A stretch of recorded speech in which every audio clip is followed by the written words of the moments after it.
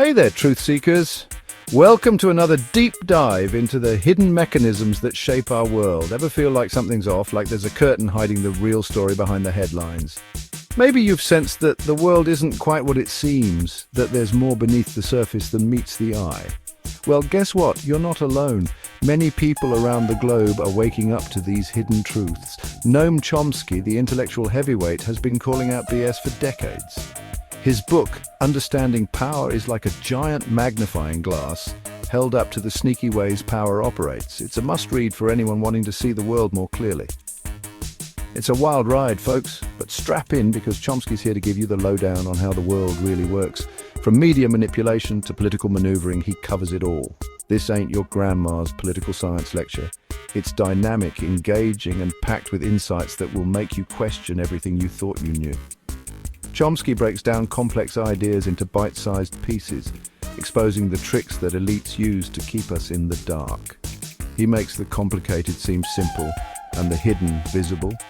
He's like that friend who explains the plot twist before the movie ends, except the movie is our lives, and the plot twist is that a select few are calling all the shots. It's a revelation that can be both shocking and enlightening. But don't worry, this ain't a doom and gloom fest. It's about empowerment and understanding.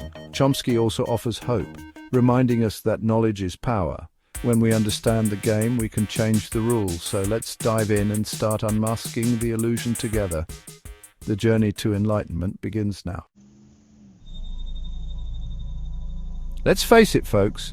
Power ain't always pretty. It's a complex web of influence and control that often operates in the shadows, far from the public eye. The people who hold this power are not always the ones we see on TV or read about in the news. They are the hidden architects of our reality, shaping the world in ways we can barely comprehend. Chomsky argues that a small group of elites, think politicians, corporations and media moguls, hold the reins of power. These individuals and groups have the resources and influence to steer the course of nations and economies. They are the ones who decide what issues get attention and which ones are swept under the rug. They're like the puppet masters, pulling the strings behind the scenes while we, the unsuspecting audience, watch the show. We see the surface, the polished presentations, and the carefully crafted messages. But we rarely see the hands that control the puppets. These puppet masters are skilled at creating illusions that keep us entertained and distracted. These elites maintain their grip on power through a clever mix of manipulation, coercion, and good old-fashioned propaganda. They whisper in the ears of those in power, ensuring their interests are always protected. They use media to spread their messages, creating a narrative that benefits them while keeping us in the dark.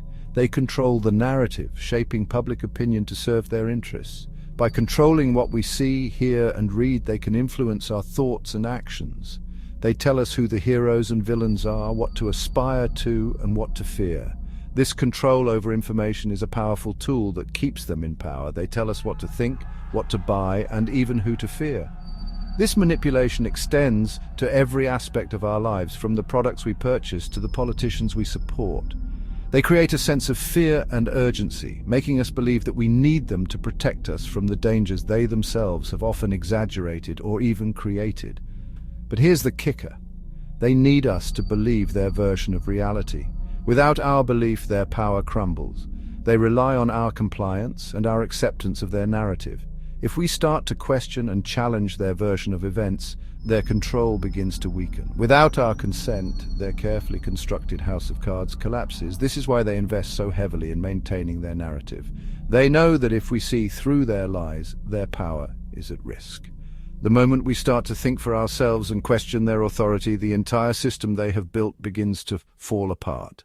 That's why they spend billions on propaganda, crafting messages that keep us distracted, divided, and most importantly, obedient. They bombard us with information designed to keep us from seeing the truth. They create divisions among us, making it harder for us to unite and challenge their power. But here's the good news. Once we see the strings, we can start cutting them. Awareness is the first step towards change. By recognizing the ways in which we are manipulated, we can begin to take back control. We can start to think critically, question the narratives we are fed, and seek out the truth for ourselves. And when we do, we have the power to change the world. Ah, the media, our trusty source of news and information. Or is it? We often turn to the media to understand what's happening in the world, trusting that they provide us with unbiased, factual reporting. But is that really the case? Chomsky argues that the media, far from being a watchdog of democracy, often acts as a lapdog for the powerful. Instead of holding those in power accountable, they frequently serve their interests. He calls this manufacturing consent, essentially using the media to shape public opinion in favor of the elites. This isn't just about what stories are told, but how they are told, and what stories are left out entirely. They bombard us with carefully curated stories, framing issues in ways that benefit the status quo. The narratives are designed to keep us complacent, to make us accept the world as it is rather than question it.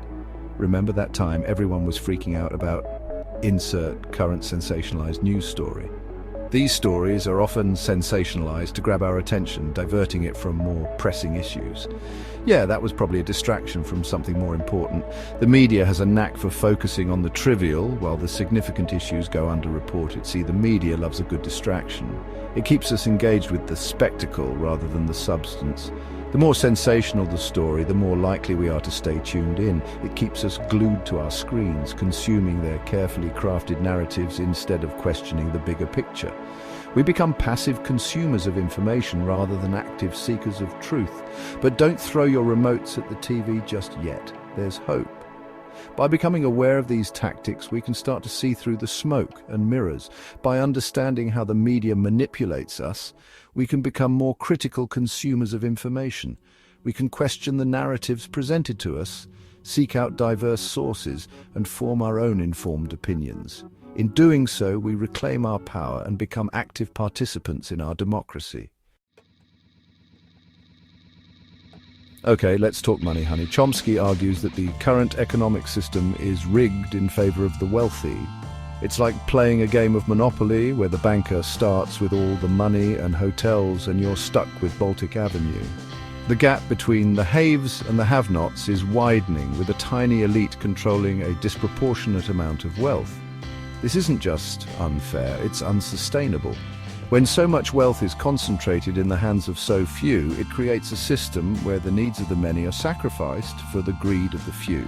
But don't despair. By understanding how this rigged game works, we can start demanding a more just and equitable economic system. Section 5, Education, the key to unlocking truth. All right, class, listen up. Education is crucial for societal change. Chomsky believes that a well-informed public is essential for a functioning democracy.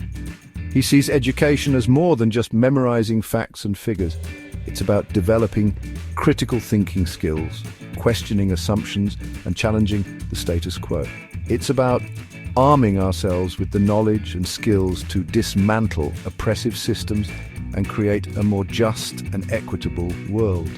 He encourages us to be active learners, to seek out information from diverse sources, and to never stop questioning the world around us.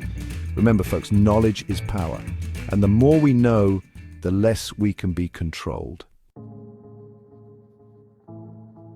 Section 6, Direct Action, Taking a Stand Against Oppression. All right, folks, enough with the theory. Let's talk about taking action.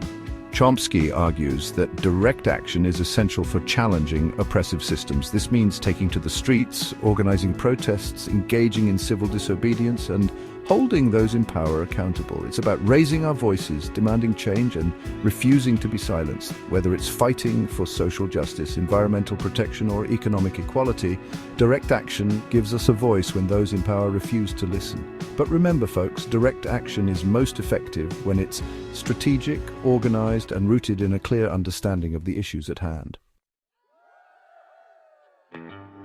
Section 7, Case Study, the Anti-War Movement. A testament to people power. Remember the anti-war movement? Millions of people around the world took to the streets to oppose the war in Iraq. That, my friends, was direct action in action. It showed the power of collective action, of ordinary people coming together to challenge the decisions of the powerful. Sure, the war still happened, but the movement demonstrated that our voices matter. It showed that even in the face of overwhelming power, we can make a difference when we stand together. Section 8, Chomsky's Enduring Legacy, a beacon for truth seekers. Chomsky's work is more relevant than ever. In an era of fake news, political polarization, and increasing economic inequality, his insights into power, propaganda, and the importance of critical thinking are essential reading for anyone who wants to understand the world around them. He challenges us to be informed, engaged citizens, to question everything, and to never stop fighting for a more just and equitable world. He reminds us that we are not powerless, that we have a voice, and that together we can create a better future. Section 9, Understanding Power, a call to action. So, there you have it, folks. Understanding Power is more than just a book, it's a call to action. It's a toolkit for understanding and challenging the systems of control that shape our lives. It's a reminder that we are not powerless, that we have a voice, and that together we can create a more just and equitable world. So, what are you waiting for? Go read the book, get informed, and join the fight for a better future.